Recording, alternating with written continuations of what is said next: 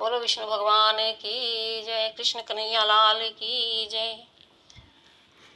क्या आपको मालूम है कि होली का पर्व क्यों मनाया जाता है? इसके बारे में अनेक पौराणिक कथाएं हैं। होली भारत का सबसे पुराने पर्वों में से एक है। यह कितना पुराना है इसके विषय में ठीक जानकारी नहीं है, लेकिन इसके विषय में इतिहास, पुराण व साहित्य में अनेक कथाएं मिलती हैं। इन कथाओं में से ही एक कथा है होलिका और प्रहलाद की। होली का त्योहार की सबसे प्रसिद्ध कथा होलिका और प्रहलाद से जुड़ी है। विष्णु पुराण की एक कथा के अनुसार प्रहलाद के पिता दैत्यराज हिरण्यकश्यप ने तपस्या की और देवताओं से यह वर प्राप्त कर लिया कि वह ना तो पृथ्वी पर मरेगा, ना आकाश में, ना दिन में मरेगा, ना रात में, ना घर में मरेगा, ना बाहर, ना अस्त्र से मरेगा, ना शस्त्र से, ना मानव से मरेगा, ना पशु से।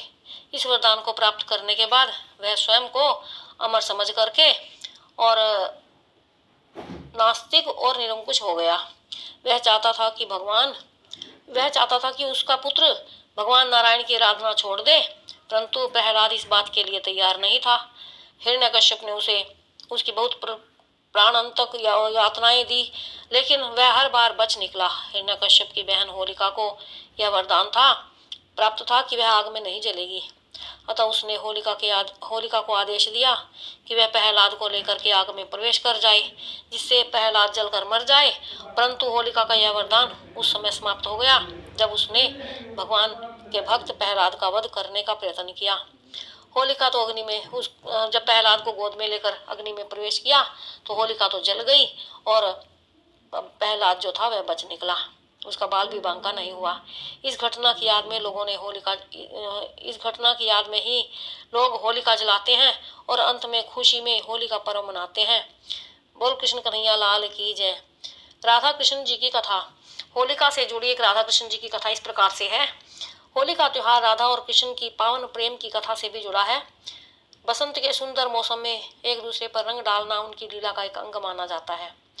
मथुरा में एक बार की बात है कि छोटे से कान्हा जी ने मैया से कहा कि हे मैया, राधा तो इतनी गोरी है और मैं तो काला हूँ।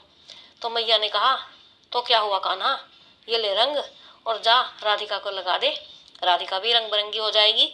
और तो कान्हा ने ऐसा ही किया। और मथुरा में भी होली का त्योहार राधा और कृष्ण की इसी रंग में डूबी हुई मनाई जाती है।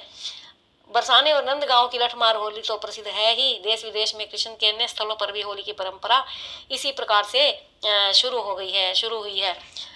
तो जिस दिन भगवान ने रंग लगाया, राधिका को रंग लगाया, उस दिन यही पूर्णिमा का दिन था, फागुन मास की पूर्णिमा का दिन था। यही माना जाता है कि भक्ति में डूबे हुए जिज्ञासुओं का रंग बाहर रंगों से नहीं खेला जाता।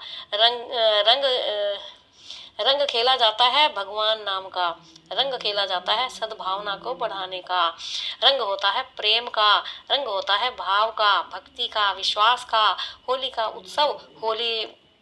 होली के उत्सव पर होली जलाई जाती है, यानी कि अहंकार की, अहम की, वैर और द्वेष की, ईर्ष्या की, मत्सर की, संशय की और पाया जाता है विशुद्ध प्रेम। अपने आराध्य का प्रेम पाया जाता है, पाई जाती है अपने आराध्य की कृपा, अपने ठाकुर जी की कृपा। और शिव पार्वती जी की कथा भी होलिका में ही एक प्रचलन है, शिव पार्वती जी और कामदेव की कथा। शिव और पार्वती से संबंधित एक कथा के अनुसार हिमालय की पुत्री पार्वती चाहती थी कि उनका भगवान शिव से विवाह हो जाए, पर शिव जी अपनी तपस्या में लीन थे। कामदेव पार्वती की सहायता को आए, उन्होंने पुष्प बाण चलाया और भगवान शिव की तपस्या भंग हो गई। शिव जी को बड़ा क्रोध आया, उन्होंने अपनी तीसरी आंख खोल दी। उनके क्रोध की ज्वाला में कामदेव का शरीर भस्म हो गया। फिर शिव जी ने पार्वती को देखा, पार्वती की आराधना सफल हुई और शिव जी ने उन्हें अपनी पत्नी के रूप में स्वीकार कर लिया। इस कथा के आधार पर होली की आग में वासनात्मक आकर्षण को प्रीतात्मक रूप से जला करके सच्चे प्रेम की विजय का उत्सव मनाया जाता है। एक अन्य कथा के अनुसार कामदेव के भस्म हो जाने पर उनकी पत्नी रति ने विलाप किया और शंकर जी ने कामदेव को जीवित करके शंकर जी से रति ने कामदेव को जीवित करने की गुहार लगाई। इस और भगवान प्रसन्न हो गए और कामदेव को पुनर्जीवित कर दिया। यह दिन भी होली का ही दिन था। आज भी रति विलाप के लोक संगीत के रूप में रति विलाप को गाया जाता है और चंदन की लकड़ी को का अग्निदान किया जाता है ताकि कामदेव को भस्म होने में पीड़ा ना हो। साथ ही बाद में कामदेव को जीवित होने की खुशी में भी रंगों का त्योहार मनाया जाता है। कंस और पूतना की कथा भी है इस उपलक्ष्य में ही। कंस ने मथुरा में जाकर के वासुदेव से उनका राज्य छीन करके अपने अधीन कर लिया। स्वयं शासक बनकर के अत्याचार करने लगा। एक भविष्यवाणी के द्वारा उसे पता चला कि वासुदेव और देवकी का 8वां पुत्र उनके विनाश का कारण होगा।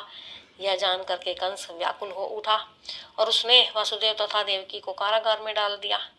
कारागार में जन्म लेने वाले देवकी के 7 पुत्रों को कंस ने मौत के घाट उतार दिया। 8वें पुत्र के रूप में कृष्ण का जन्म हुआ और उनके प्रताप से कारागार के द्वार खुल गए। वासुदेव रातों रात कृष्ण को गोकुल में नंद और यशोदा के घर पर छोड़ाए उनकी नवजात कन्या को साथ लेते आए।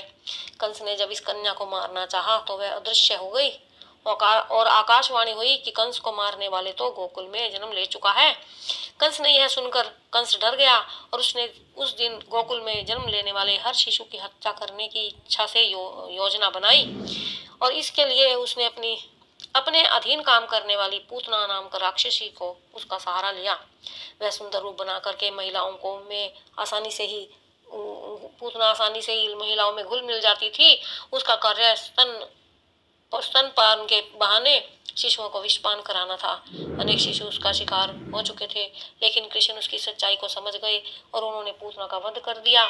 यह फागुन मास की पूर्णिमा का दिन था, अतः पूतना वध की खुशी में भी होली मनाई जाती है। बोल कृष्ण कन्हैया लाल की जय।